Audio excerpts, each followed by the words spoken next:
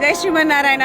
తిరుమల ఆస్థానము మనకి వెనకాల ఒక స్తంభం కనిపిస్తుంది కదా, దాన్ని గొల్ల మండపము అంటారు. ధర్మాన్ని రక్షించండి, ఆ ధర్మమే మిమ్మల్ని కాపాడుతుంది అని ఉంది కదా, ఆ మండపాన్ని గొల్ల మండపము అంటారన్నమాట. ఏమిటి గొల్ల మండపము అంటే, రామానుజుల వారు వారి మరుమగన్ మేనల్లుడైన మన మొదలయ్య ఆండాన్ వేంచేసి ఉండగా, ఆ గోష్ఠి వారందరికీ కూడా తుంబియూర్ కొండి అనే ఒక గొల్ల ఆమె పెరుగు సేవ చేస్తారనమాట. పెరుగు కైంకర్యాన్ని చేస్తారు, పెరుగు ఇస్తారనమాట వారికి. నెల రోజులు పూర్తయింది. మొదలయ్య ఆండాన్ మొత్తం డబ్బులు రావడము వెళ్ళడము ఇదంతా కూడా మొదలయ్య ఆండాన్ చూసుకుంటారు.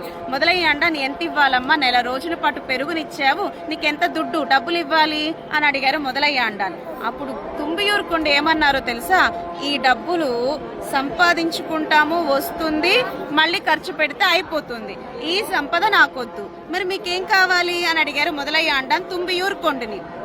నాకు మోక్షం కావాలి, పరమపదము కావాలి అంటారు తుంబియూర్ కొండి.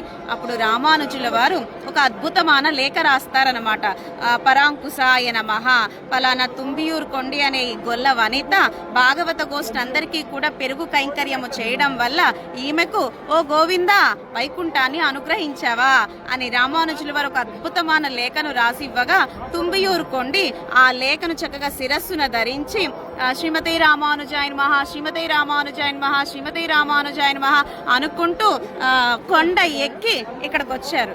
వెంటనే గోవిందుడు లోపల మూల విరాట్ వేంచేసి ఉంటారు కదా మన శ్రీవారు, ఆ పెరుమాళ్లే ఇంత దూరం నడుచుకుంటూ వచ్చి ఆ తుంబియూర్ కొండి చేతిలో ఉండే లేఖను తీసుకుని కళ్ళకద్దుకుని శిరస్సును ధరించి రామానుజుల వారు పంపించారా అంటూ ఇక్కడే తుంబియూర్ కొండికి మోక్షాన్ని అనుగ్రహిస్తారన్నమాట. రామానుజుల వారు చెప్పటం వల్ల మన గోవిందుడు ఆ గొల్లామకు మోక్షం అనుగ్రహించిన ఆస్థానమే ఈ గొల్ల మండపం. జై శ్రీమన్నారాయణ.